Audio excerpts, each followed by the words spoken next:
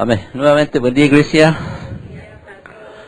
Van a disculpar mi voz ronca, sí, estamos con la garganta un poco ya cesándose, pero eso no va a impedir que sigamos estudiando el libro de Apocalipsis. Amén.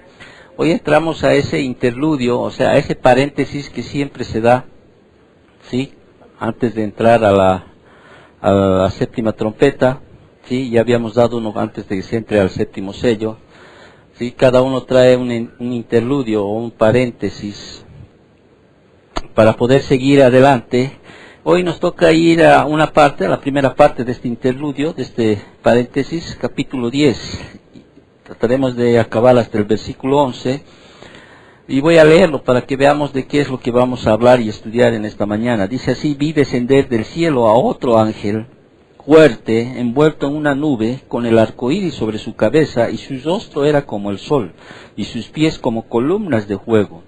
Tenía en su mano un librito abierto, y puso su pie derecho sobre el mar, y el izquierdo sobre la tierra. Y clamó a gran voz, como ruge un león, y cuando hubo clamado, 7 truenos emitieron sus voces. Cuando los 7 truenos hubieron emitido sus voces, yo iba a escribir, pero oí una voz del cielo que me decía: sella las cosas que los 7 truenos han dicho y no las escribas. Y el ángel que vi en pie sobre el mar y sobre la tierra levantó su mano al cielo y juró por el que vive por los siglos de los siglos, que creó el cielo y las cosas que están en él, y la tierra y las cosas que están en ella, y el mar y las cosas que están en él, que el tiempo no sería más, sino que en los días de la voz del séptimo ángel, cuando él comience a tocar la trompeta, el misterio de Dios se consumará, como él lo anunció a sus siervos los profetas. La voz que oí del cielo habló otra vez conmigo y dijo: ve y toma el librito que está abierto en la mano del ángel, que está en pie sobre el mar y sobre la tierra. Fui al ángel diciéndole que me diese el librito, y él me dijo: toma y cómelo, y te amargará el vientre, pero en tu boca será dulce como la miel. Entonces tomé el librito de la mano del ángel y lo comí, y era dulce en mi boca como la miel, pero cuando lo hube comido, amargó mi vientre. Y él me dijo: es necesario que profetices otra vez sobre muchos pueblos, naciones, lenguas y reyes. ¿Te has dado cuenta que aquí hablamos de un otro ángel fuerte? Dice, ¿sí? Yo creo que existen los ángeles, ¿sí? No porque lo haya visto, porque no lo vi, nunca vi un ángel, salvo que quizá en algún momento se me haya presentado, ¿no? No creo porque algunas personas creen haber visto, creen haber hecho cosas, ¿sí? Yo creo porque hay 233 referencias en la Biblia que hablan de ángeles, ¿sí? Ahora, hay preguntas, sí, que a veces una las va conociendo a través de los estudios, ¿no? ¿Dónde están, por ejemplo, los ángeles? Si hay, ¿no? Están en los 3 cielos, ¿no? La primera, la segunda, en el tercer cielo, allá la presencia. Todavía entendiendo que, leyendo el libro de Job, puedes entender que todavía hay un acceso para algunos de ellos, ¿no? Ante Dios, ¿no? Hay algunos que están peleando ahí en la esfera espiritual. ¿Te acuerdas de la pelea de Miguel y en los tiempos de Daniel? ¿No? Y hay algunos que están aquí, sobre la tierra, ¿sí? En los tiempos de Jesús se manifestaba mucho aquello. Entonces, ¿existen los ángeles? Sí, existen, ¿no? Tienen algo que en particular que les favorece, podríamos decir así, en este caso a los ángeles caídos, que es que ellos nos pueden ver y nosotros no, ¿sí? Pero dentro de alguna esfera, sí, están ahí. Entonces yo creo que existen. Es más, imagínate tú si quitáramos la palabra ángel del libro de Apocalipsis. O sea, ¿qué podríamos enseñar? Porque vemos una y otra vez mencionar la palabra ángel, ¿no? Ángel, principado, millones de millones, y su número era de 200 millones, ¿no? O sea, podríamos decir, seríamos como, el no creer como la existencia de los ángeles nos hace saduceos, ¿no? Porque los saduceos no creían. Hechos 23:8, ¿sí? Ellos no creían en ángeles, ¿sí? No creían en la resurrección, ¿sí? Pablo decía: si tú no crees que hay una resurrección, pues vana es, ¿qué cosa? Vana es nuestra fe, dice, ¿no es cierto? Entonces comamos y bebamos que mañana moriremos, ¿no? Hechos 23:8 habla de este grupo de personas. Ellos dicen que no hay resurrección, ni ángel, ni espíritu, ¿sí? En relación o en comparación a los fariseos que sí afirmaban que la existencia de los ángeles. Es más, se habla mucho de ángeles en el Antiguo Testamento, ¿no? Y en el Antiguo Testamento se ve incluso a Cristo reencarnado y lo llaman el ángel del Señor, ¿no es cierto? Caso de que no se ve esto en el Nuevo Testamento. Entonces, yo creo que la existencia de los ángeles, ¿sí? Creo todo aquello, ¿sí? Y aquí siempre vamos a hablar de que los ángeles van a tomar un rol muy importante en el libro de Apocalipsis, ¿sí? Y aquí vemos a uno, por ejemplo, ¿no es cierto?, que desde la perspectiva de Juan pone un pie, ¿no?, en el pie derecho, ¿no? No me acuerdo estamos en el versículo 10, ¿no es cierto? ¿Sí?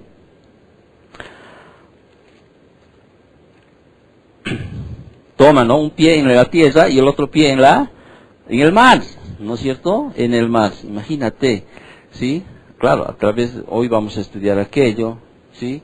Y ahí está tomando posición de lo que le pertenece al Señor.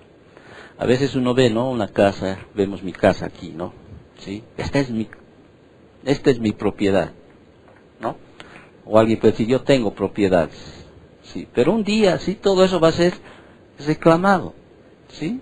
Por más que estés pagando al banco ahorita por propiedad, ¿sí? Un día, ¿sí?, va a venir y va a tomar propiedad de algo que siempre le perteneció, que es la tierra, el mar, toda la plenitud, ¿no?, de todo lo que se ha creado. ¿Es de quién? De Dios, dice. Y un día va a tomar aquello. Y aquí estamos viendo ese día en el cual el Señor va a decir, mi esposa nomás va a entender esta frase, esto es mío, ¿no? Y después le pregunta, ¿por qué? ¿No? O sea, esto es mío, o sea, va a tomar posesión de aquello. Las personas, o sea, una pregunta que siempre ha inquietado, por ejemplo, al pueblo de Dios, a lo largo de la historia, es ¿por qué Él ha permitido, o por qué ha permitido la maldad en este mundo? ¿Por qué permite la maldad en este mundo? ¿No? A menudo, por ejemplo, los malvados parecen prosperar más que los creyentes, ¿o no? ¿Por qué Dios no detiene, dice uno, la corrupción, asesinatos, el caos que hay en este mundo?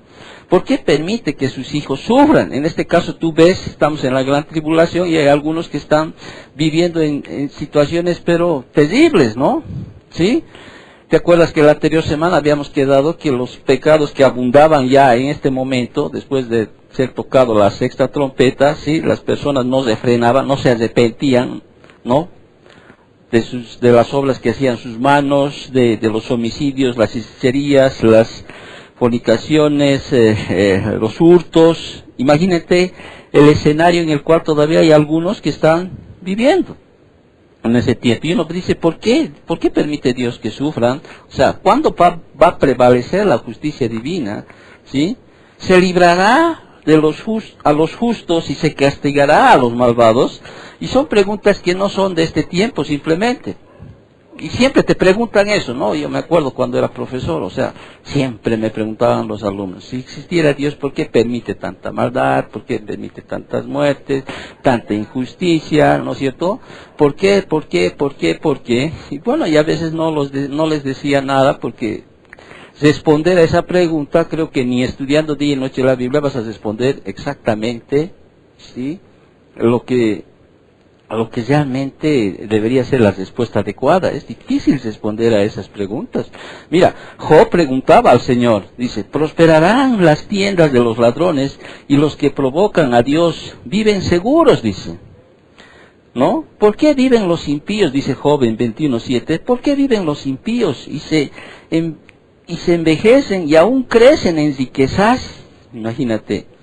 Los salmistas siempre hay varios salmos donde siempre preguntaban, ¿no? Los salmistas a menudo preguntaban, ¿por qué Dios tolera a los hombres malos? El Salmo 10 del 1 al 5, el Salmo 74, 10, 11, 83, 1 al 2, ¿no? Salmistas anónimos se quejaban ante Dios y siempre estaban preguntando eso. ¿Hasta cuándo? ¿sí? Ni se enferma siquiera, yo estoy enfermo ahorita, ni se enferma siquiera en estos malos, ¿no? Claro, hay una respuesta al final de ese salmo, ¿no es cierto? ¿Sí? Su final es, ¿qué cosa? El Seol, ¿no? Entonces, y los mártires aquí de la tribulación en el cielo, ¿sí? Aún allá están clamando, ¿qué cosa? ¿Hasta cuándo, Señor santo y verdadero, no juzgas y vengas nuestra sangre en los que moran en la tierra? Dice Apocalipsis 6:10. ¿Hasta cuándo? Entonces, pero cuando leamos el capítulo 10, todo el dolor, la tristeza, el sufrimiento y la maldad, ¿sí? Hacen que los piadosos anhelen, ¿qué cosa? La intervención de Dios. Por eso el título de esta mañana de la enseñanza es Cuando Dios rompe su silencio. ¿Ya? Entonces viene un día, dice, en el que Él va a romper su silencio, ¿sí? Un día cuando todos los propósitos de Dios con relación a los hombres y al mundo se consumarán. ¿Ya? El Señor Jesucristo, ¿qué hace? Volverá, ¿no es cierto? Establecerá su reino, ¿sí? Gobernará, dice, con justicia, con vara y con hierro, Salmos 2:9, la tierra será llena, dice, del conocimiento de Jehová, como las aguas que cubren el mar, Isaías 11:9.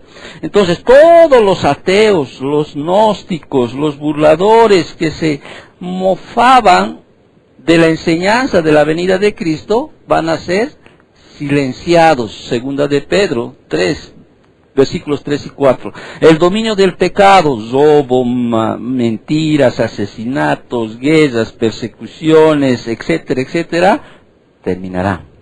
¿No es cierto? Terminarán.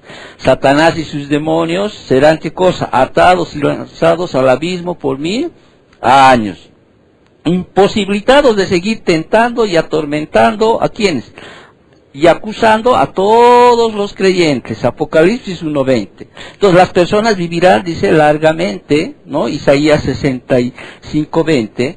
Si tú quieres saber un poquito más sobre esto, puedes ir a la página de la iglesia, ¿sí? Ahí está el milenio, ¿no? ¿Cómo será el milenio? Y ahí yo doy una enseñanza sobre el milenio y ahí puedes ver, tener por lo menos un cuadro de cómo va a ser el milenio, ¿sí? A través del estudio de este término. Entonces, el pesar, la tristeza, el lamento y el dolor se van a desvanecer, dicen, como la niebla de la mañana ante el sol de mediodía. Apocalipsis 7:17, 21:4. Entonces, el toque de la séptima trompeta, ¿sí? Que anuncia la inminente venida y el reinado del Señor Jesucristo, servirá de guía a este día tan esperado. Apocalipsis 11:15. Liberará, dice, los vertiginosos 7 juicios de las copas que preceden inmediatamente a la venida de Cristo a la tierra. Apocalipsis 16:1 al 21. Pero antes de que se toque esta séptima trompeta, ¿qué habrá?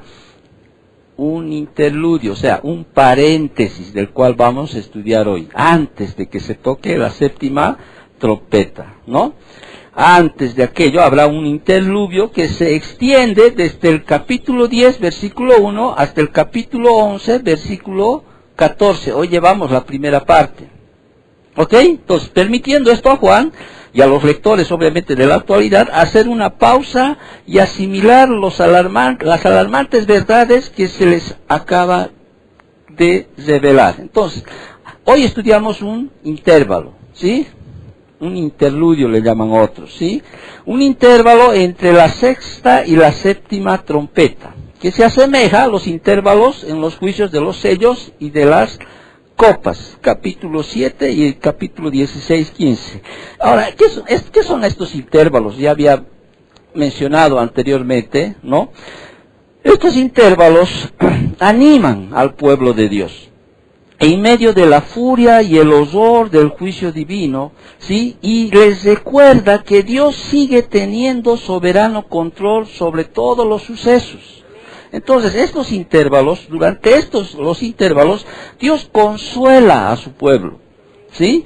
Con el conocimiento de que Él no les ha olvidado y que finalmente tendrá, ¿qué cosa? Victoria, ¿sí? Si no hubiera estos intervalos o estos interludios, o sea, yo creo que hubiera una desesperación en ese tiempo. O sea, trata de explicar lo que va a venir, ¿no? Trata de animarlos en ese tiempo, porque hay los creyentes que están vivos durante ese tiempo, ¿qué hacen? Soportarán todavía, ¿qué cosa? Inimaginables horrores de un mundo enloquecido por el pecado y bajo el ataque de los demonios. Recuerda cómo está la esfera en ese tiempo, ¿no es cierto? Entonces hay un interludio que anima, consuela a quienes, específicamente a los creyentes, ¿no? Como los creyentes de ese...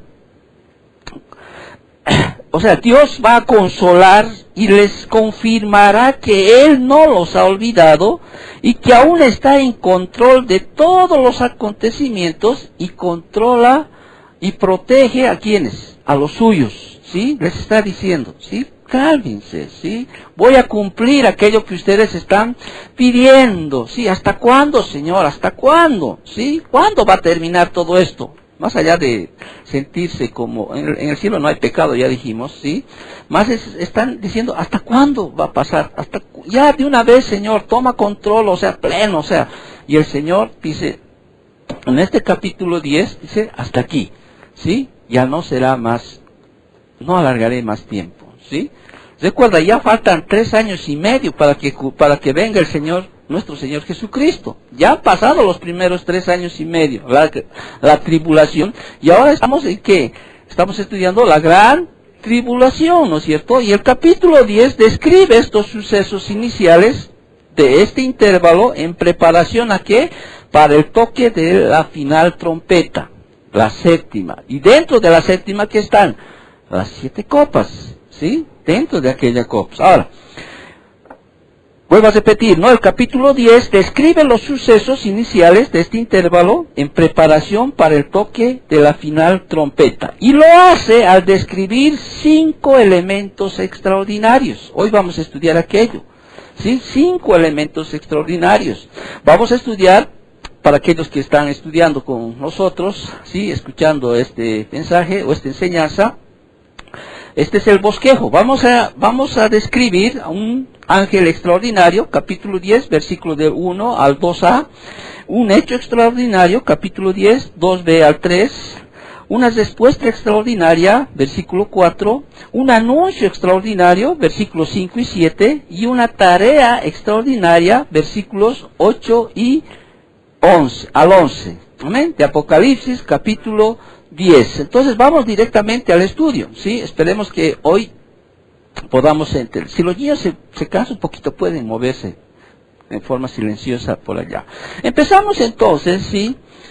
A describir el primer suceso inicial de este intervalo en preparación para el toque de la final trompeta. Un ángel extraordinario, ¿sí?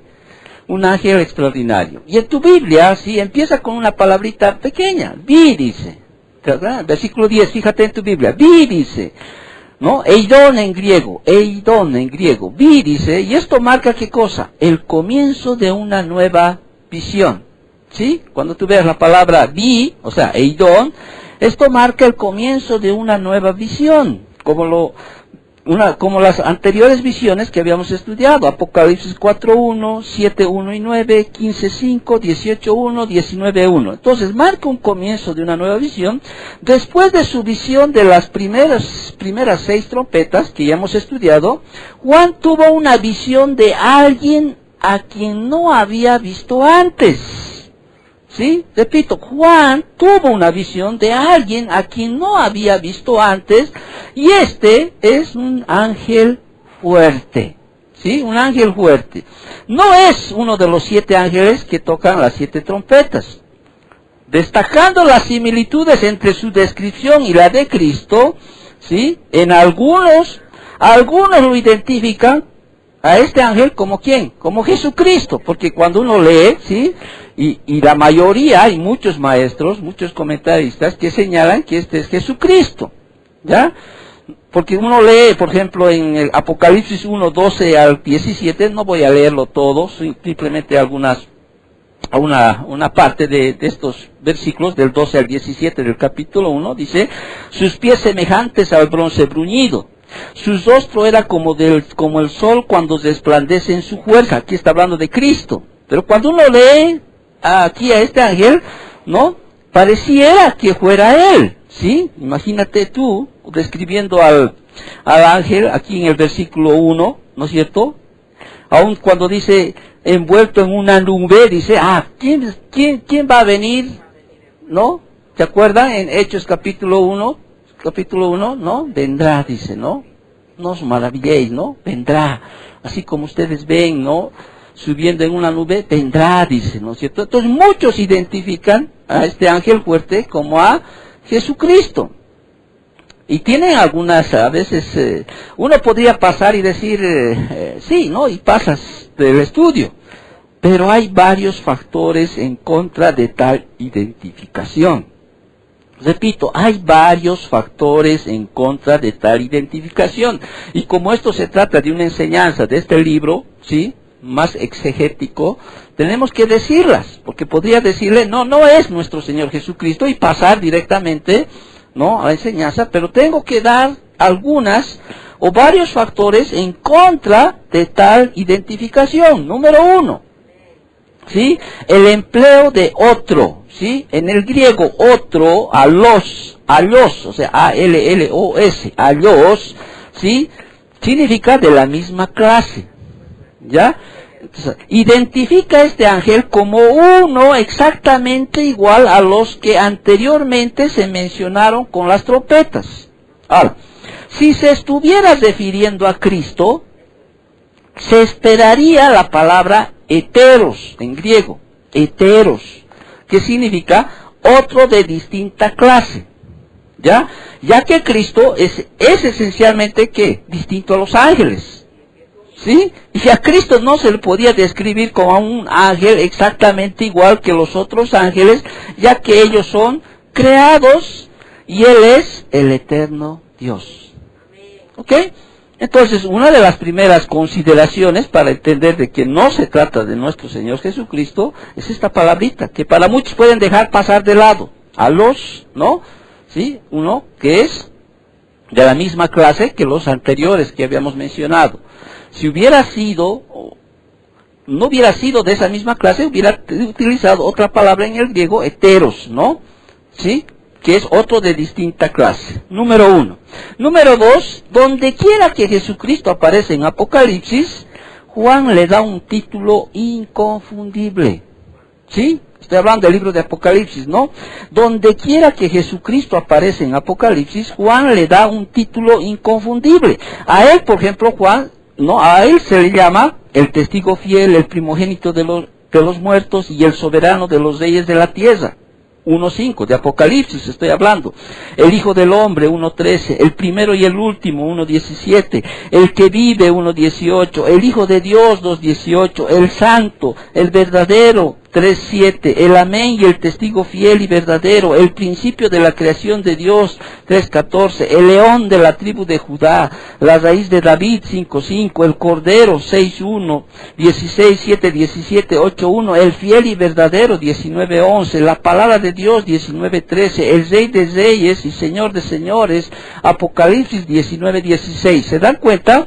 ¿Sí? Es lógico suponer que si el ángel que se analiza fuera Cristo, se le identificaría de manera inconfundible. ¿Están entendiendo? ¿Sí?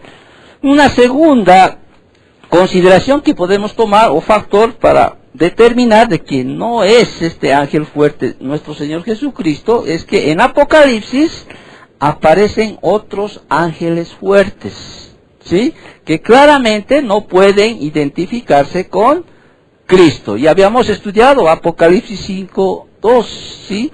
Y más adelante estudiaremos de un otro ángel fuerte en Apocalipsis 18.21. Entonces, como a los otros ángeles se les designa así, no hay una razón convincente para aplicar ese título con Jesucristo.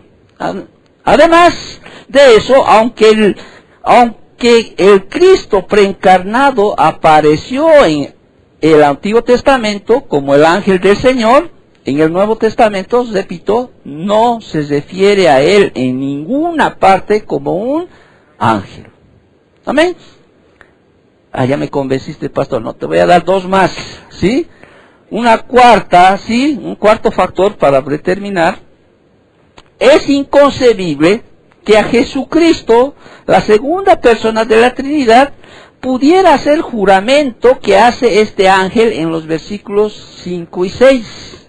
¿Sí? Porque aquí ves a este ángel, Apocalipsis, vamos a tu Biblia, en el 5 y 6 este ángel dice, vi en pie sobre el mar y sobre la tierra, levantó su mano del cielo y juró, dice, por el que vive por los siglos de los siglos, que creó el cielo y las cosas que están en él, y la tierra y las cosas que están en ella, y el mar y las cosas que están en él, que el tiempo no sería más. ¿Sí? Pero alguien podría decir, ¿y qué de Hebreos 6:13? Porque ahí Dios mismo juró por sí mismo. ¿Sí? Pero recuerda, no por otro, sino por él mismo, porque no había alguien mayor que él. Entonces, ¿qué hace?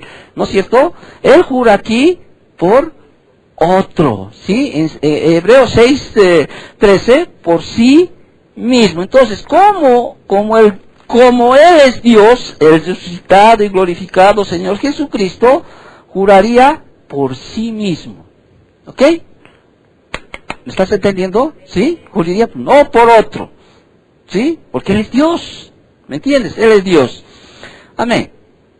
Ahora, un quinto, ¿sí? Termino con esto, puede haber algunos más. Este ángel descendió, dice, del cielo a la tierra. Si tú te das cuenta, la visión que ve Juan, ¿no es cierto? Ve a un ángel fuerte descender, dice, y poner un pie, ¿no? En la tierra, y poner el otro en el mar, ¿no es cierto? Y ahora nosotros, ¿qué esperamos?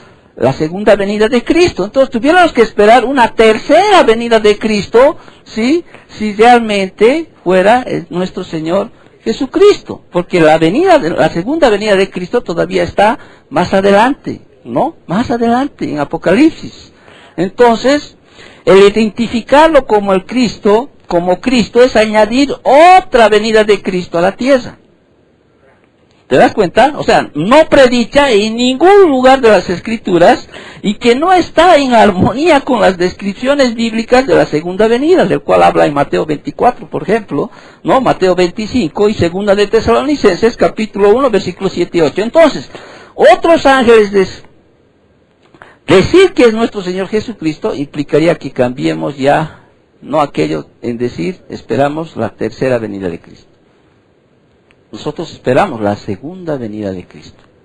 ¿Sí? Y Juan está viendo a este ángel tomar posesión en la tierra, ¿no? Y el mar, ahí, ¿no?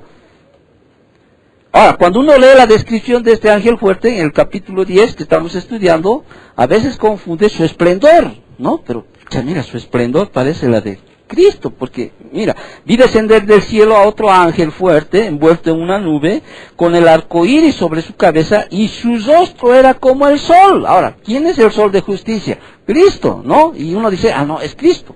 Porque su rostro es como el sol, ¿no? Y mira, su resplandor, su esplendor que tiene este ángel. Pero sin embargo, cuando uno hace un estudio de la Biblia, ¿sí? Usted va a ver a otros ángeles que tienen de igual manera ese esplendor. Lucifer, por ejemplo, el ángel de luz, tenía un esplendor, ¿no? Que menciona Ezequiel capítulo 28, versículos del 11 al 15, que manifestaba ese esplendor. Daniel capítulo 10, versículos 5 al 6 y versículo 13 también. O sea, no simplemente por el hecho de que en este versículo nos diga que su rostro de este ángel manifestaba, era como el sol, era como. Ahora, la palabra como también usted tiene que entender, ¿no? No era sol, era como.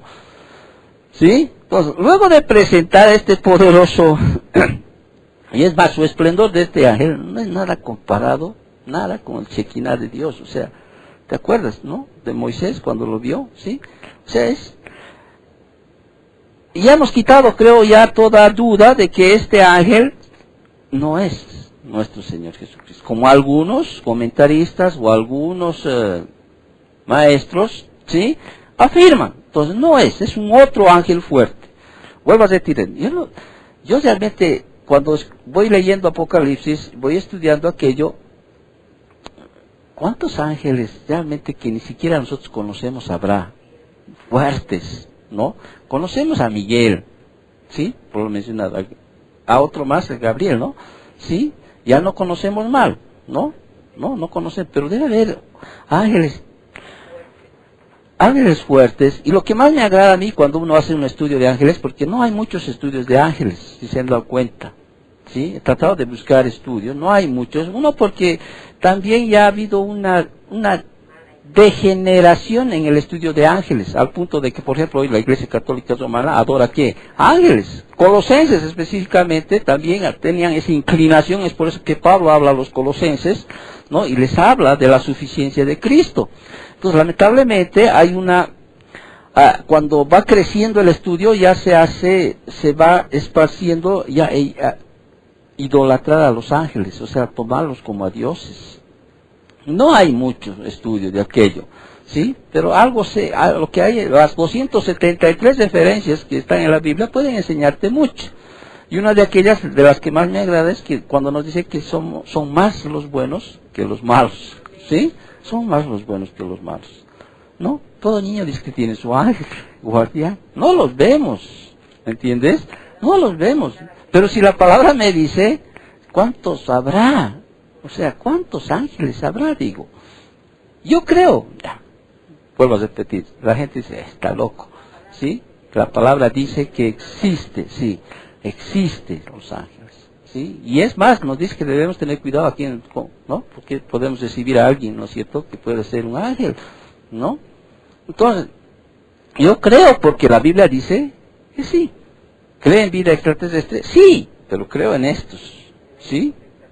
En estos ángeles que la Biblia me menciona. Ahora, Juan describe, ¿sí? Si uno lee aquí, ya hemos descartado es que este ángel fuerte sea nuestro Señor Jesucristo, ¿no? Ahora, Juan describe su espectacular atuendo. Vamos a ver esto, ¿no? Él estaba, dice, envuelto en una nube. Ya, ¿qué significa aquello? ¿Qué simboliza aquello? Esto simboliza su poder, majestad y gloria. Y el hecho de que viene trayendo juicio, porque el Señor vendrá también dice, ¿no? Claro, montado en su caballo, ¿no? Envuelto en una nube. Las nubes están relacionadas con la segunda venida de Cristo en el juicio. Apocalipsis 1:7, ahí mismo podemos leer, Apocalipsis 1:7, ¿no es cierto?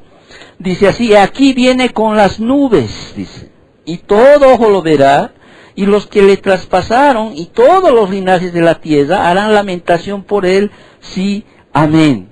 En capítulo 14, versículo de Apocalipsis también, capítulo 14, versículo 14, adelante dice, miré aquí, dice, una nube blanca, y sobre la nube uno sentado semejante al Hijo del Hombre, que tenía en la cabeza una corona de oro, y en su mano una hoz aguda. Y del templo salió otro ángel, clamando a gran voz al que estaba sentado sobre la nube, mete tu hoz y ciega, porque la hora de cegar ha llegado, pues la mies de la tierra está madura.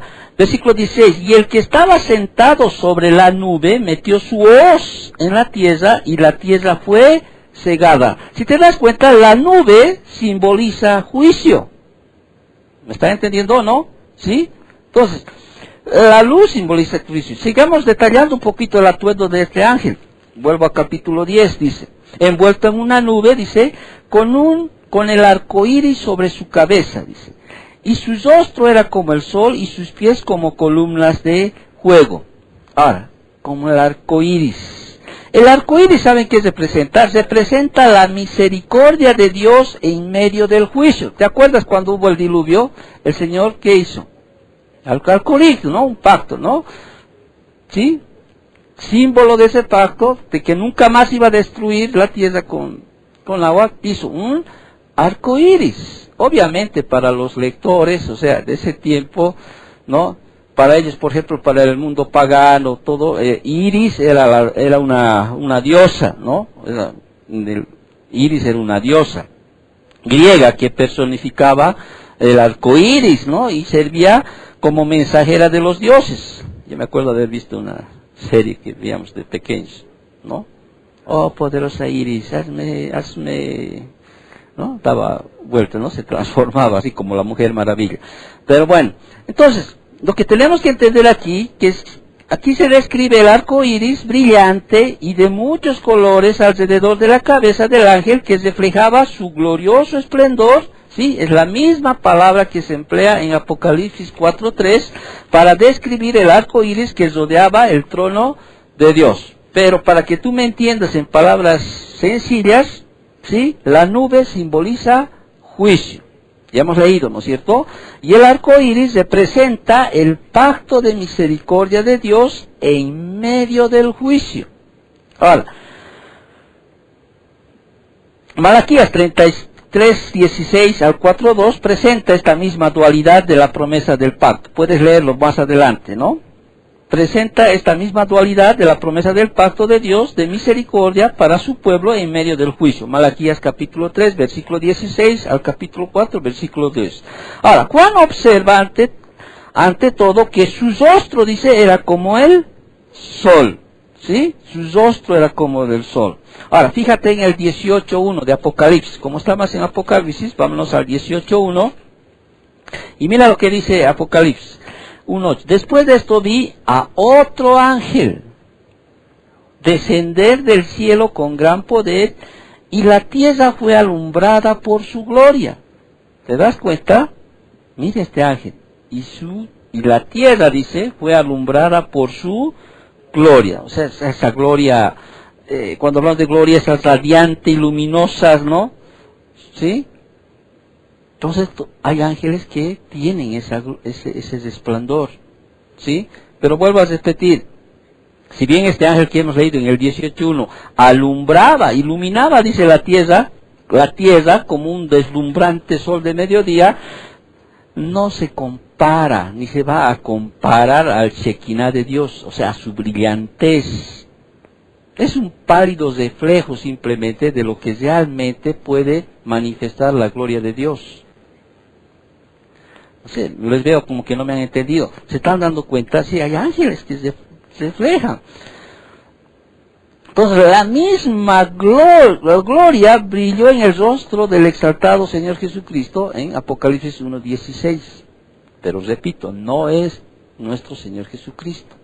¿Ok? Muy bien, seguimos entonces en el 10. Acto seguido, Juan describe ¿qué cosa? Los pies. ¿Te das cuenta ahí? Bien. Y sus pies, dice, como columnas de fuego. Y las piernas de este ángel eran, dice, como columna de fuego. ¿Qué implica esto? Que son firmes, estables e inconmovibles. ¿Qué simboliza? Su inexorable santidad al emitir su juicio sobre la tierra, representada aquí como fuego que consume la impiedad. Malaquías hace referencia en capítulo 4, versículo 1, dice, porque aquí, dice, viene el día ardiente como un horno, y todos los soberbios y todos los que hacen maldad serán estopa. Entonces, ¿qué está haciendo este ángel? Está tomando posición de lo que le pertenece. Esto es mío, esto y esto. ¿Se acuerdan? ¿Sí? ¿El libro qué es? ¿Qué era el libro? ¿Lo habíamos estudiado? Era el título de propiedad de la tierra. ¿Sí? Entonces este ángel está viniendo y está tomando posición. Pero no, esto es mío. No, esto es mío. De Dios es su plenitud. Todo lo que hay es del Señor. O sea, está tomando posesión. Tenía, dice, sigue describiendo Juan, tenía en su mano un librito abierto. Ahora, aquí algunos señalan, ¿sí? Ahora aquí hay una discrepancia en algunos.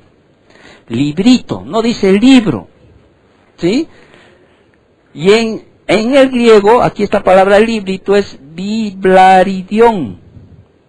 ¿Ya? Y libro, o sea, del libro que hemos hablado de que el padre está agarrando y le da al hijo, ¿sí? Es biblión. Entonces, ¿por qué utiliza aquí librito? O sea, en vez de usar libro. Y eso a veces confunde y piensan que es otro librito en medio del libro. No es así. ¿Sí? O sea, distingue a este libro del biblión, libro que hemos estudiado en el capítulo 5, versículo 1, ¿sí? Por este razonamiento pasa por alto el hecho de que biblaridión simplemente es una forma diminutiva de biblión. y que biblión también se emplea para referirse al librito. Por ejemplo, en Apocalipsis 18, ¿sí?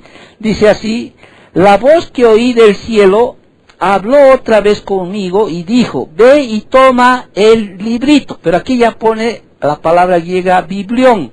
¿Te das cuenta? ¿Por qué no puso bibliaridión, que es librito? Porque aquí pone, toma, y usa la palabra biblión, ¿sí? Que está abierto en la mano del ángel que está en pie sobre el mar y sobre la tierra. Entonces, en vez de diferenciar este libro del capítulo 5.1, el diminutivo simplemente añade una descripción adicional de él en esta visión. O sea, era necesario que el libro fuera menor por el simbolismo de esa visión, ya que Juan tenía que comer. ¿Sí? O sea, segundo, ¿no? El empleo del participio eneomenón abierto, ¿sí? Subraya la idea de que un libro que se abre una vez abierto debe permanecer así. Esto significa aún más que el libro de Apocalipsis 5.1, que ya está completamente abierto, el librito abierto en la mano de este extraordinario ángel revela todos los tesoros del juicio divino aún por venir. Librito entonces es el tiempo de la gran tribulación, que no va a ser muy largo. ¿Qué indica? ¿Por qué uso la palabra librito y no libro? ¿Sí? Muchos creen, muchos comentaristas creen que es por el tiempo que resta.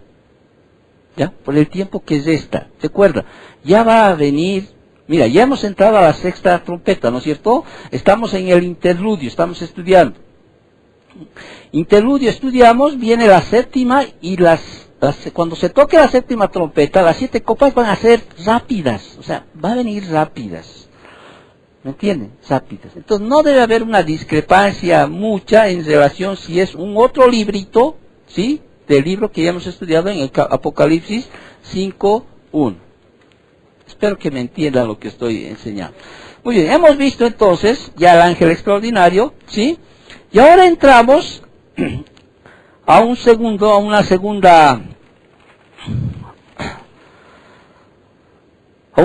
suceso en preparación para el toque de la séptima trompeta. Vemos el acto extraordinario. Versículo 2b a 3. Dice: y puso su pie derecho sobre el mar, ¿no es cierto?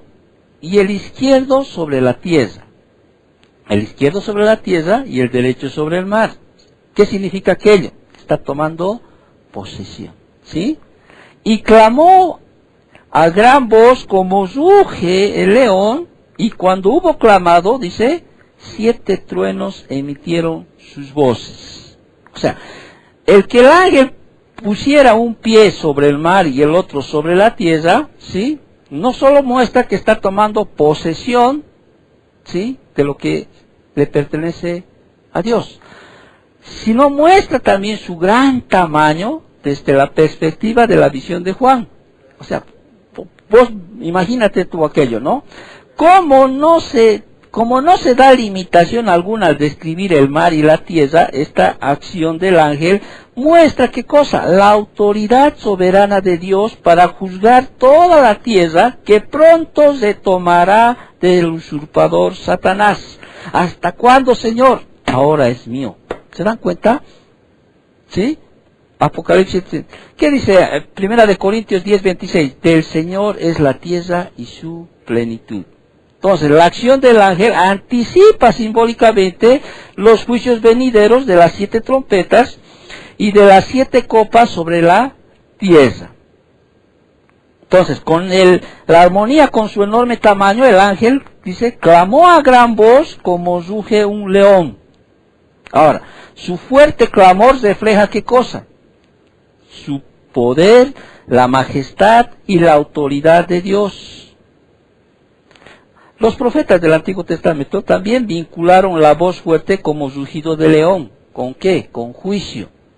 Por ejemplo, Jeremías 25:30 Jeremías predijo esto. Leo: Jehová rugirá, dice, como león, rugirá y los hijos vendrán temblando. Joel 3:16 dice, Jehová rugirá desde Sión y dará su voz desde Jerusalén y temblarán los cielos y la tierra. Entonces, esa voz como león, ¿sí?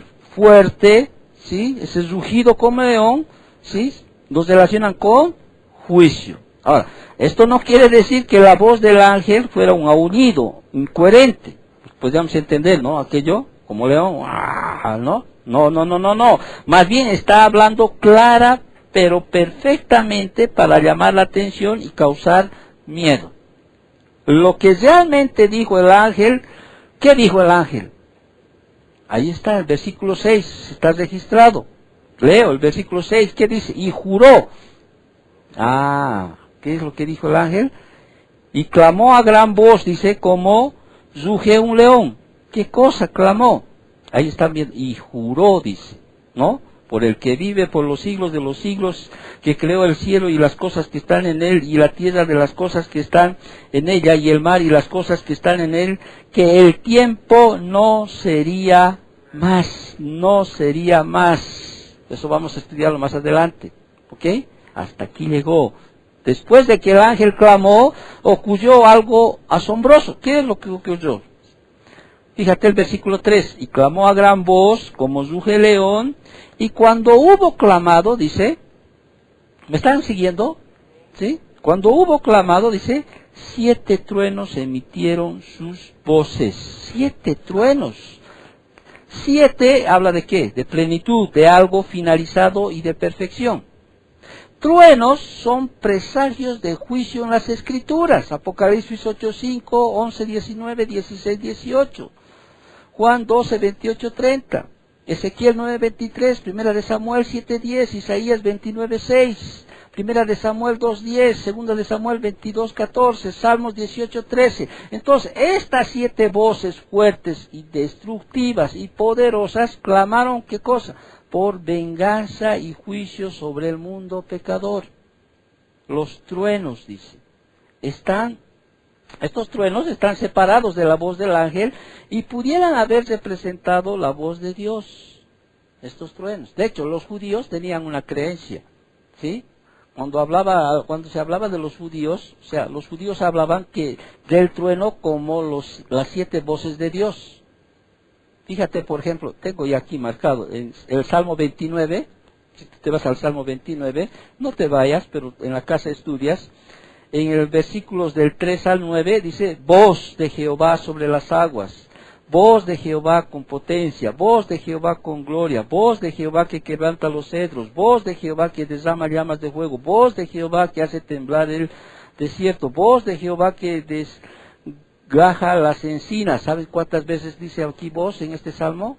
7. Por eso los judíos, o sea, para los judíos, no hablaban del trueno como los 7 voces de Dios. ¿Sí? Ya entendían ellos que iba a ser aquello. ¿Amén?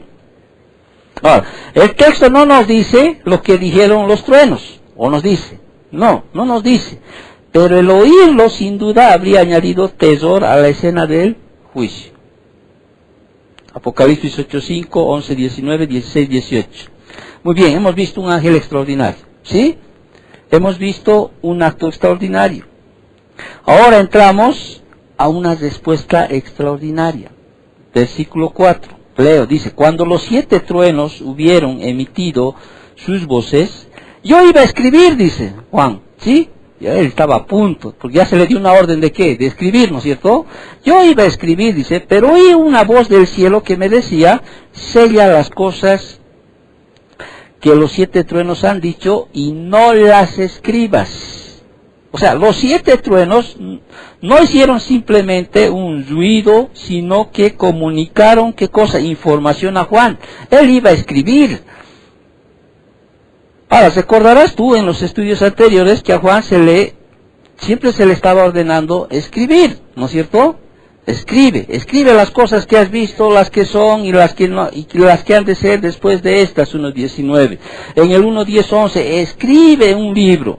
Más adelante, ¿no es cierto? Siempre más adelante, igual a Juan le va a decir en el 14:13, en el 19:9 y en el 21:5, ¿sí? Escribe, ¿sí? Escribe Juan. Se le está ordenando siempre escribir una vez más que escribiera lo que veía en las visiones. Pero sin embargo, en esta parte, es en la única parte de Apocalipsis que le dice, no escribas, sella. Ahora, nosotros no queremos ser esa iglesia que se la sabe toda y dice, yo sé que lo que he escrito. No nos dice, no podemos decir absolutamente nada de aquello. ¿Qué es lo que no se le permitió escribir? Es como cuando a Pablo se le dije, no puedes hablar de cuando fue al tercer cielo, ¿se acuerdan? En 1 Corintios, hay cosas que no podemos especular. No podemos decir, estas cosas se han escrito, no se revela la razón de que Juan se le prohibiera escribir el mensaje de los 7 truenos. Ahora, pudiera ser, alguien podría decir, pudiera ser que el juicio que profirieron fue sencillamente demasiado aterrador para revelarlo. Pero mejor es ¿qué cosa? Callarlo. ¿Sí? No sabemos. O sea, a Daniel se le prohibió registrar algunos elementos de sus visiones. ¿Se acuerdan? Daniel 8:26, 12:9. Le dice, no escribas. Se le ha prohibido. A Pablo también, en 2 Corintios 12:4. A Job en 37:5. Hay cosas que Dios dice no. Como dice Jeremías, es cuando un pastor no sabe responder y se va a Deuteronomio 29, ¿no? Donde dice, las cosas secretas pertenecen a Jehová nuestro Dios, mas las reveladas son para nosotros y para nuestros hijos, para siempre, para que cumplamos todas las palabras que están en la ley. O sea, podemos decir, hay algunas cosas que realmente no somos. Y no pretendemos ser una iglesia que las sabe todas, ¿no? Hay cosas que no. Y aquí es enfático, no escribas esto, Juan. Pero no escribes. Es la única parte en el libro de Apocalipsis donde le dice a Juan, sí, no escribes aquí. ¿Sí? Sella. ¿Qué cosas habrán sido para que no escriba? No lo sabemos. ¿Sí? Muy bien, vimos entonces un ángel extraordinario, un acto extraordinario, una respuesta extraordinaria, y ya pasamos al penúltimo, ¿sí? Un anuncio extraordinario. Versículos 5 al 7 de Apocalipsis del capítulo 10. Lo voy a leer todo y después vamos desglosando. Y dice, y el ángel que vi en pie sobre el mar y sobre la tierra levantó su mano al cielo y juró por el que vive por los siglos de los siglos, que creó el cielo y las cosas que están en él, y la tierra y las cosas que están en ella, y el mar y las cosas que están en él, que el tiempo no sería más, sino que en los días de la voz del séptimo ángel, cuando él comience a tocar la trompeta, el misterio de Dios se consumará, como él lo anunció a sus siervos los profetas. Entonces, en un acto solemne, ¿sí? El ángel, ¿qué hace? El ángel que Juan vio en pie sobre el mar y sobre la tierra, levantó su mano al cielo. Al cielo. ¿Quién mora en el cielo? Dios, pues, ¿no? O sea, Dios levanta la mano, o sea, levantó la mano. Esto era un ademán habitual para un juramento solemne, ¿sí? Esto lo puedes de Deuteronomio 32:40, Daniel. Entonces, hasta ahora creo, ahora se ponen, así, no. Aquí el ángel está poniendo su mano, levantando su mano, ¿no? Es un acto solemne. El ángel que entonces va a Juan, levantó su mano al cielo, dice, ¿sí? Este juramento indicaba que lo que el ángel estaba a punto de decir era de suma importancia y veracidad. Ahora, hay algunos, por ejemplo, que sugieren que esta acción del ángel viola la aprobación de los juramentos dada por el Señor Jesucristo en Mateo 5, 34 y 35. ¿No? Como este ángel viola. ¿Qué dice a Mateo 5, 34, 35? ¿Alguna vez les han dicho, no puedes jurar? ¿Sí? ¿No? Vamos a ver. ¿Qué dice el 34, 35? Que nuestro Señor dijo. Pero yo os digo, dice, no juréis en ninguna manera, ni por el cielo, porque es el trono de Dios, ni por la tierra, porque es el estrado de sus pies, ni por Jerusalén, porque es la ciudad del gran Rey. Y a veces alguien dice, yo no puedo jurar. ¿No es cierto o no? Hermanos, la Biblia no prohíbe jurar, sino más bien los juramentos evasivos con el fin de engañar. Eso sí, ¿sí? ¿Cómo hacían quiénes? Cuando habla Jesús, los escribas y fariseos. Mateo 23, 16 al 22. Entonces, las escrituras incluso, ¿sí? Registran juramentos de personas piadosas. Por ejemplo, Abraham, 21, 25 al 31. David, primera de Samuel, capítulo 20, del 12 al 17. Isaías, Génesis 26, del 26 al 31. El apóstol Pablo, 18, 18, ¿sí? Dice, él hecho un voto. Es como similar a un jueves, ¿no? Y Dios mismo, en Hebreos 6, 13, dice que juró por sí mismo, no por otro. Entonces, es un poquito a manera de conocimiento, ¿ya? Entonces, a manera de conocimiento, la Biblia no prohíbe jurar, sino más bien los juramentos evasivos con el fin de engañar, ¿ya? Porque tenían esa costumbre los fariseos y los escribas, ¿no? Juraban para engañar a las personas. Entonces, nunca, obvio, no jures, si no vas a algo por engañar, no puedes jurar. No puedes tomar el nombre de Dios en vano, ¿sí? Entonces, pero este ángel, dice, juró, pues, por el nombre del que vive, alguien superior, ¿sí? El que vive por los siglos de los siglos, que creó el cielo y las cosas que están en él, y la tierra y las cosas que están en ella, y el mar y las cosas que están. Aquí, con este versículo yo podría decir así a todos aquellos que dicen de dónde venimos, el origen del mundo, ¿no? De todo lo que hay, yo diría, la Biblia dice, ¿sí? El Señor es el creador de todo. En el principio Dios creó, ¿qué cosa? Los cielos y la tierra. Y la tierra estaba informe y vacía. ¿Sí? Ay, ¿cómo vas a creer? Bueno, yo creo y listo. Lo hago por fe. No creo que por la palabra de Dios fueron hechas los cielos y la tierra. Y punto. No me interesa más de lo que las personas puedan decir. Entonces, este juramento es un señalamiento acerca de que Dios resalta su eternidad. Apocalipsis 1, 18, 4, 9, 10 y 15, 7, y su poder soberano en y sobre cada cosa en su creación. O sea, identifica a Dios con la causa suprema de todo lo que existe. Amén. Entonces, Apocalipsis 4:11, que dice, tú creaste todas las cosas y por tu voluntad existen y fueron creadas. Entonces, aquí revela el alcance del poder creador, que Dios es global. Responde a la pregunta de los orígenes. Cuando alguien te pregunte, ¿no?, cuál es el origen, ¿no? ¿Cuál es el origen de todo lo que hay? Colosenses 1:16, memorízate y listo. Y con eso respondes. Y se dice, ¿cómo vas a creer en eso? Bueno, dile, yo creo en lo que... Yo he elegido creer, ¿qué cosa? La verdad. Yo soy el camino, la verdad y la vida.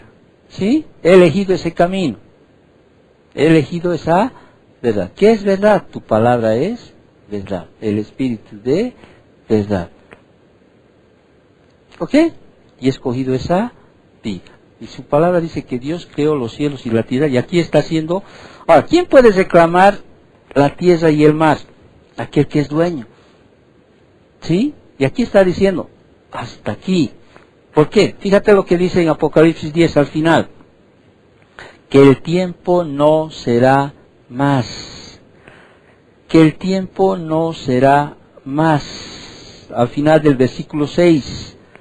Y esto responde a la pregunta de los mártires del 6:10, ¿se acuerdan? ¿Hasta cuándo, Señor? ¿Hasta cuándo? ¿Sí? Y aquí está respondiendo. Y también aquellos que en Apocalipsis 8:3 al 5 que ya hemos estudiado, dice, hasta aquí. ¿Alguna vez has rezado el Padre Nuestro? ¿Delio has rezado el Padre Nuestro? Padre nuestro que estás en el cielo, ¿no? Santificado sea tú. Venga a nosotros tu reino, hágase tu voluntad.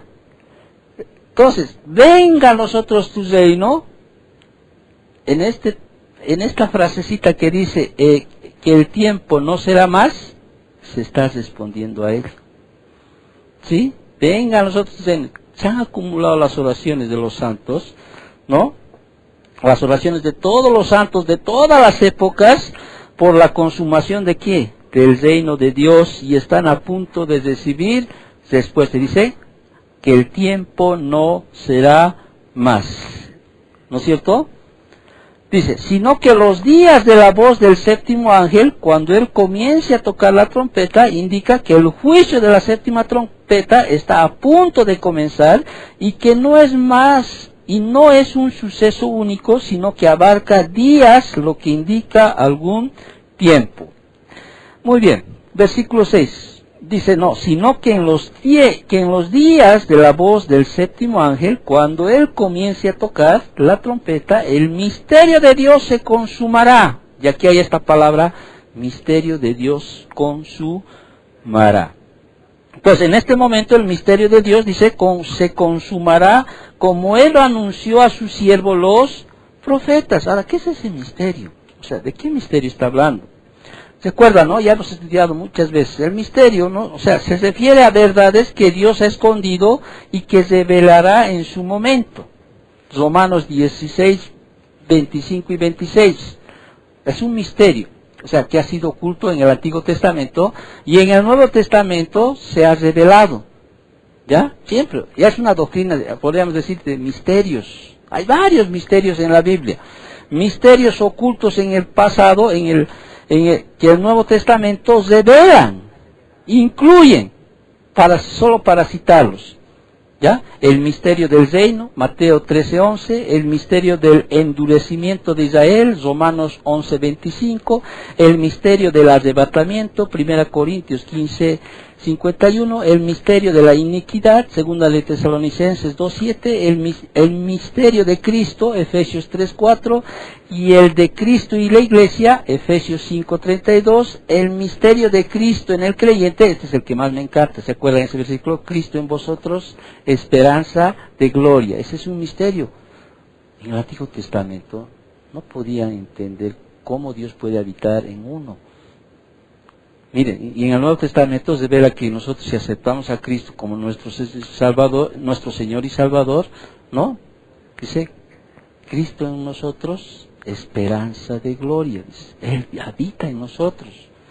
El misterio de Cristo en el creyente es este. Y el misterio de la encarnación, 1 de Timoteo 3:16. Entonces, y Pablo se consideraba un ministro, un administrador o guardián y distribuidor de esos grandes misterios. Eso lo dice él en 1 de Corintios 4:1. Cito esto lo que dice. Así pues, tengamos los hombres por servidores de Cristo y administradores de los misterios de Dios.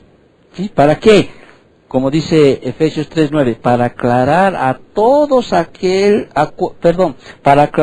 todos cuál sea la dispensación del misterio escondido desde los siglos de los siglos en Dios.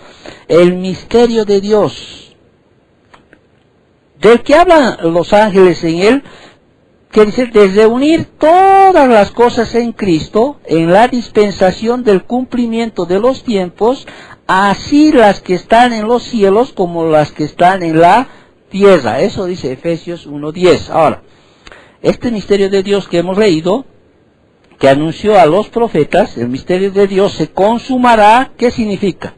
Es la consumación del plan de Dios al hacer que se cumpla su glorioso reino en Cristo. Se va a revelar, o sea, se va a manifestar. Abarca la salvación de los elegidos y su lugar en su glorioso reino y todo lo relacionado con eso. Incluye el juicio de los hombres y de los demonios. Entonces, el misterio antes oculto se refería a todos los detalles desconocidos que revelan desde este momento hasta el final de Apocalipsis, cuando se crean los nuevos cielos y la nueva tierra. Entonces se va a revelar todo ese misterio hasta la consumación. O sea, Cristo va a venir en gloria, ¿sí? Ese misterio que para muchos profetas estaban ocultos, ¿sí? Se va a revelar. Ahora, como dice aquí, ¿no? Esta frase, como él lo anunció a sus siervos los profetas. Ahora, Dios había anunciado este misterio, claro, sin todos los detalles, ¿sí? Revelados que hay en el Nuevo Testamento, ha anunciado a los siervos los profetas, como por ejemplo a Daniel. Ya les reveló. Pero no en su plenitud. ¿Te das cuenta? Ya nos reveló a Daniel, a Ezequiel, a Isaías, a Jeremías, a Joel, a Amos y a Zacarías. Por eso a veces es necesario leer esto para enseñar Apocalipsis. No es que es necesario a veces ir a algunos versículos porque ahí nos muestran, sí, pero no en su plenitud, pero ahora van a ser reveladas. O sea, estos profetas escribieron algunos acontecimientos de los postreros tiempos. Pero en el Nuevo Testamento se revela este misterio. Tú entiendes esa palabra, ¿no? En el Antiguo Testamento era un misterio, ¿sí? Y en el Nuevo Testamento se revelan esos misterios. Todos los misterios de los que he mencionado estaban ocultos.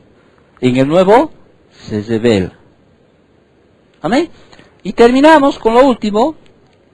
Hemos hablado del ángel extraordinario, un acto extraordinario, una respuesta extraordinaria, un anuncio extraordinario, y terminamos con una tarea extraordinaria. Versículos 8 y 11. La voz que oí del cielo habló otra vez, dice. Aquí vemos, volvió a hablar la voz que Juan había oído antes del cielo, ¿te acuerdas? En el versículo 4. Prohibiéndole que escribiera las palabras de los 7 truenos, ¿sí? Aquí volvió a hablar, dice. Juan dejó, y aquí Juan deja la posición de simplemente observador, ¿no? Ahí está Juan, escribe todas las visiones, ¿no es cierto? ¿No? Está escribiendo. Pero esta vez Juan deja esa posición para convertirse en un actor ahí podemos decir, en el drama, ¿no? Para convertirse ya. Deja de escribir, ¿sí? ¿Y qué le dice la voz? ¿Qué le dice la voz? Ve, dice, y toma el librito que está abierto en la mano del ángel que está en pie sobre el mar y sobre la tierra. Y cuando Juan, como un creyente obviamente obediente, ¿no? Al inminente juicio de Dios, ¿qué hace Juan? Lo toma, ¿no? Va, ¿no? Y se le dijo a Juan, toma y cómelo, y te amargará el vientre, pero en tu boca será dulce como la miel. Entonces, Juan en la visión toma, ¿no? Simbólicamente el librito de la mano del ángel y se lo comió. Y como había profetizado el ángel, en la boca de Juan era ¿qué? Dulce, dice, ¿sí? Como la miel, pero cuando lo hubo comido se le amargó el vientre, ¿sí? Y eso ya vemos en el Antiguo Testamento también, ¿no? En algunos pasajes. Este acto de comer el libro, ¿qué simboliza? Absorber y asimilar la palabra de Dios. Eso es lo que simboliza. No solo en el Antiguo Testamento, ¿no? Absorber y asimilar la palabra de Dios. Ezequiel 2:9 al 3:3 puedes encontrar, Salmo 19:10, Jeremías 15:16, que es el mismo sucesos que pasan. Entonces, esto de comer este libro, vuelvo a reiterar, ¿no? Comer el libro es comer la palabra de Dios con fe, ¿no? Para palabras más, absorber, asimilar la palabra del Señor. Y cuando Juan entendió que la palabra divina, con relación a los juicios que estaban, cuando el Señor tomó posesión del universo, él halló las palabras escritas en el librito, tan dulces como la miel, como amargas. ¿Alguna vez tú te haces, para que me entiendas, que a veces leo muy rápido o a veces... cuando uno lee la Biblia, ¿sí? Bueno, según la palabra hay muchos versículos, dice que tu palabra es más dulce que la miel. Y a veces escuchamos nosotros y le sentimos así de agradable, que es rico. Pero cuando empiezas a asimilar lo que Dios te está diciendo, se vuelve amarga. O sea, para que tú me entiendas, ¿sabes? Es como una comida agridulce, ¿sí? ¿No? Dice, esfuérzate y sé valiente, dice, ¿no? Ah, qué rico, ¿no? ¿No veo, no? Pero asimilas realmente esa situación en los hechos, o sea, en la vivencia, ¿no? Y dices, y se vuelve como amargo, ¿no? Porque dices, qué duro es esforzarse y ser valiente para el cristiano. Peor cuando vienen las cosas, ¿no? O sea, qué duro. Pablo, por ejemplo, o sea, para Pablo la palabra era pues su vida, ¿no? La revelación. Para él era más dulce que la miel, más precioso que el oro y la plata. Pero cuando veía después el fin del cumplimiento, ¿sí? Al punto de que veía a sus hermanos, ¿no? En la fe y decía, Señor, o sea, con tal que ellos se saben, estoy parafraseando, con tal que ellos se saben, Señor, ¿no? Aunque yo puedo ser maldito. Porque saben las consecuencias de lo que está asimilando. ¿Has entendido con ese ejemplo? Dulce, ¿no? O sea, para Juan, como todos los creyentes, deseaba que el Señor actuara, ¿no? ¿Hasta cuándo, no? Actuara en juicio para recuperar la tierra que legítimamente le pertenece y recibir la exaltación, la honra y la gloria que él merece, ¿no? Fue dulce. Sí, Señor, toma de una vez aquello. Pero la realidad de esta terrible condena aguardando por los incrédulos cambió su dulce sabor inicial en amargura. O sea, yo no veo a un Juan ahí ver las cosas, ¿no? Cuando venga el juicio, bien, ¿no? O sea, te das cuenta a veces, es como a nosotros nos pasa, es como te pasa con tu hijo.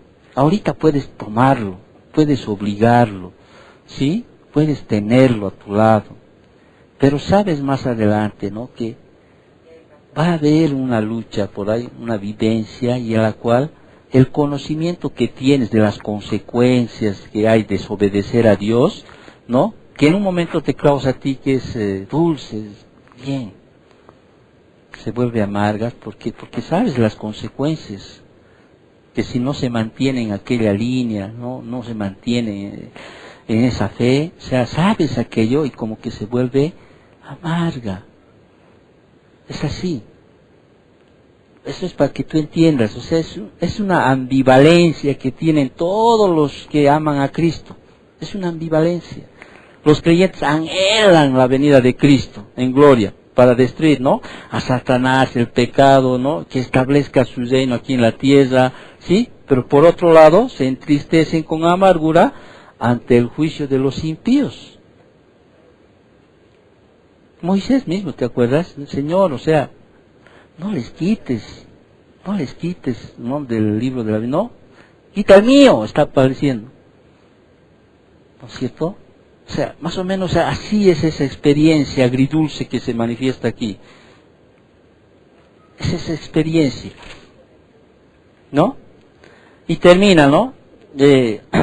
Espero que hayas entendido, ¿no? Y termina el versículo 11, y él me dijo, dice, esa voz, ¿no? Esa voz. No nos dice de quién, ¿sí?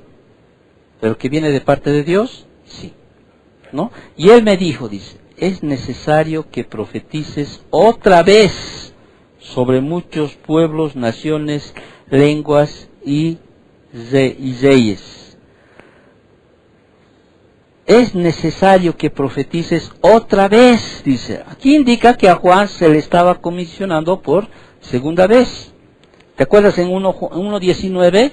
Les dice, escribe las cosas que has visto y las que son y las que han de ser después de estas. Entonces, para escribir el resto de las profecías que Dios le iba a dar, ¿sí?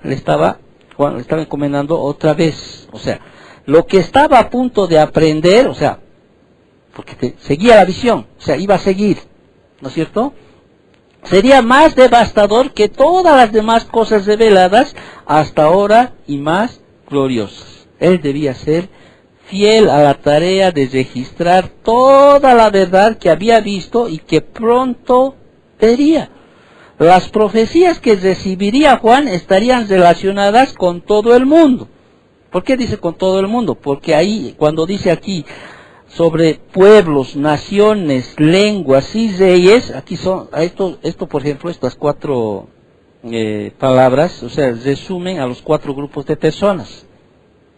¿Ya? Eso puedes verlo también en Apocalipsis 5:9 y 7:9, en todo lugar. Por ejemplo, en el 5:9 dice a todo linaje, lengua, pueblo y nación. En el 7:9 dice a naciones, tribus, pueblos y lenguas. Entonces, ¿qué tenía que hacer Juan? Tenía que advertir, o sea, los juicios de Dios, ¿sí? Sigue escribiendo. Así que Juan debía advertir sobre todos los amargos juicios que vienen con la séptima trompeta y con las 7 copas. ¿Recuerda? Juan estaba desterrado en Patmos. ¿Qué podía ir? ¿Volver? No. Tenía que escribir lo que se le estaba mostrando.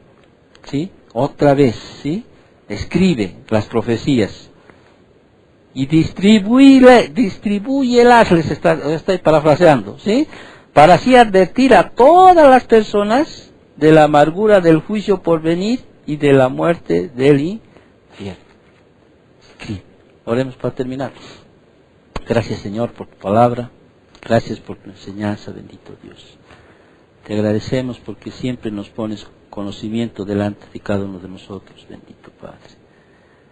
Gracias por librarnos, Señor, de esos días, bendito Dios. Te agradecemos con un infinito amor, bendito Padre. Gracias, Papito Dios. Bendice esta semana, Señor. Bendice estos días, Señor. No nos dejes caer en tentación. Líbranos de todo mal, bendito Dios. Te agradecemos por todo, Señor, en nombre de Cristo Jesús. Amén.